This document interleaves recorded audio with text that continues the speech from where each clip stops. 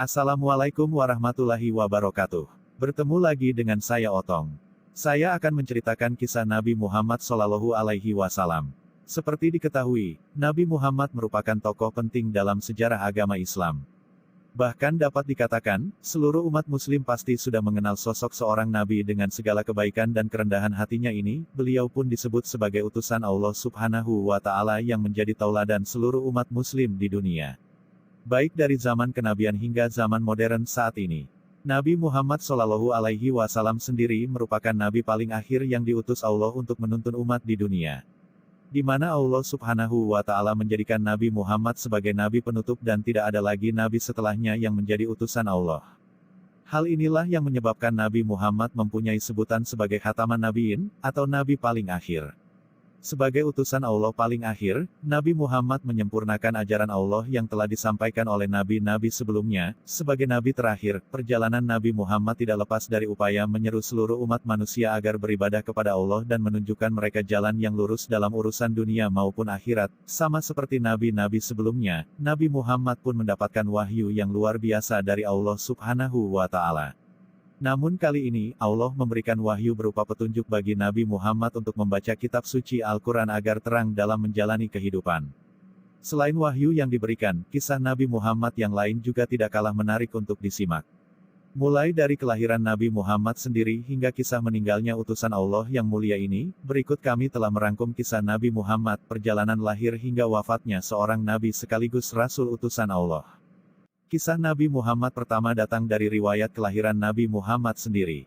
Seperti diketahui, kelahiran Nabi Muhammad bertepatan dengan peristiwa pasukan gajah yang tengah berusaha merobohkan Ka'bah. Pada saat itu, Allah mengirimkan burung-burung ababil untuk menjatuhkan batu-batu pembawa wabah penyakit kepada pasukan gajah yang sedang berupaya menghancurkan tempat suci dan bersejarah umat Islam, Ka'bah. Di tahun gajah inilah, Nabi Muhammad lahir di Makkah, dan besar sebagai anak yatim karena ayah Nabi Muhammad, Abdullah telah wafat sebelum Nabi Muhammad lahir. Nabi Muhammad dididik dan dibesarkan oleh seorang ibu yang mulia, yaitu Aminah. Setelah beberapa waktu bersama sang ibu, kemudian Nabi Muhammad dibesarkan oleh kakeknya yang bernama Abdul Muthalib. Namun tak berselang lama, setelah 2 tahun bersama sang kakek tercinta, Nabi Muhammad harus rela ditinggalkan kakek yang turut membesarkannya. Pada usia 8 tahun setelah kepergian sang kakek, Nabi Muhammad kemudian diasuh oleh pamannya, Abu Talib. Meskipun hidup fakir atau kesulitan dalam mencukupi kebutuhan hidup, namun Abu Talib adalah seorang dermawan yang rajin berbagi dan bersedekah kepada sesama. Meskipun dalam keadaan sulit, namun Nabi Muhammad dapat tumbuh dan berkembang dengan baik bersama pamannya. Nabi Muhammad mendapatkan wahyu pertama. Setelah peristiwa kelahiran, kisah Nabi Muhammad berikutnya yang patut menjadi teladan adalah peristiwa diturunkannya wahyu pertama dari Allah kepada Nabi Muhammad. Sebelum dijadikan seorang rasul, Allah pun telah memberikan anugerah keistimewaan kepada Nabi Muhammad. Salah satunya adalah wajahnya yang bersinar terang, mampu mengalahkan sinar rembulan. Ini dikatakan sebagai tanda kebesaran Allah yang menunjukkan Nabi terakhir dengan kemuliaan dan kedudukan yang tinggi. Selain karunia wajah yang bersinar, Rasulullah juga diberikan wahyu pertama yang sungguh luar biasa dari Allah SWT. Menjelang diturunkannya wahyu pertama, Rasulullah mendapatkan sebuah mimpi di mana malaikat Jibril datang menghampirinya. Nabi Muhammad pun merenung dan memikirkan mimpi yang dialaminya, dengan menyendiri di Gua Hira. Kemudian di tempat itulah, Nabi Muhammad diperlihatkan Allah bahwa mimpi yang dialaminya benar adanya. Pada saat itu, malaikat Jibril datang kepada Rasulullah dan menurunkan wahyu pertama yang diberikan Allah SWT. Saat itulah Allah menurunkan ayat dari Qs Al-Alaq 1-4, yaitu sebagai berikut, bacalah dengan menyebut nama Tuhanmu yang menciptakan, Dia telah menciptakan manusia dari segumpal darah. Bacalah, dan Tuhanmulah yang Maha Pemurah, yang mengajar manusia dengan perantaraan kalam. Dia mengajarkan kepada manusia apa yang tidak diketahuinya. Qs Al-Alaq 1-4. Setelah peristiwa itu, Nabi Muhammad pulang dengan perasaan takut. Namun disinilah waktu di mana kisah kerasulan Nabi Muhammad dimulai, di mana Nabi Muhammad sebagai utusan terakhir yang akan membawa kedamaian bagi seluruh umat manusia. Melakukan dakwah secara rahasia. Kisah Nabi Muhammad berikutnya yang tidak kalah menarik untuk disimak adalah kisah perjalanan dakwah yang dilakukan secara diam-diam.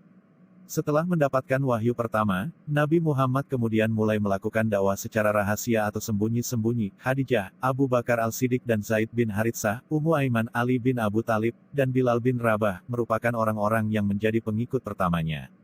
Setelah beberapa tahun melakukan kegiatan dakwah secara rahasia, kemudian Allah memberikan perintah untuk berdakwah secara terang-terangan. Perintah ini seperti yang tercantum dalam Qs Al-Hijr ayat 94 yaitu sebagai berikut, maka sampaikanlah olehmu secara terang-terangan segala apa yang diperintahkan kepadamu, dan berpalinglah dari orang-orang yang musyrik. Peristiwa Isra Miraj. Peristiwa Isra Miraj juga termasuk perjalanan penting dari kisah Nabi Muhammad yang bermakna dan mempunyai pesan mendalam. Peristiwa perjalanan Nabi Muhammad ini bermula ketika istrinya Khadijah dan pamannya Abu Talib wafat. Meninggalnya dua orang penting dalam hidup Nabi Muhammad ini terjadi pada tahun ke-11 kepemimpinan Nabi Muhammad. Tahun tersebut merupakan tahun yang menyedihkan bagi seorang Nabi Muhammad. Ia harus kehilangan istri tercinta yang selalu mendampingi serta pamannya yang telah mengasuh sejak kecil. Namun setelah peristiwa itu, Allah mengutus malaikat Jibril untuk mendampingi Rasulullah melakukan perjalanan dari Masjidil Haram ke Masjidil Aqsa. Perjalanan ini disebut juga dengan Isra Miraj. Isra di sini ketahui sebagai perjalanan Nabi Muhammad dari Masjidil Aqsa menuju langit ketujuh yang disebut dengan Miraj. Pada peristiwa inilah, Rasulullah mendapatkan perintah sholat 5 waktu yang wajib ditunaikan seluruh umat muslim. Wafatnya Nabi Muhammad. Kisah Nabi Muhammad berikutnya yang tidak boleh dilupakan adalah peristiwa wafatnya utusan Allah paling akhir ini. Konon, Nabi Muhammad menderita sakit yang dialami selama beberapa bulan. Setelah melewati penyakitnya, Nabi Muhammad dikabarkan meninggal dunia. Pada saat terjadinya peristiwa menyedihkan itu, sahabatnya Abu Bakar sedang tidak berada di Madinah.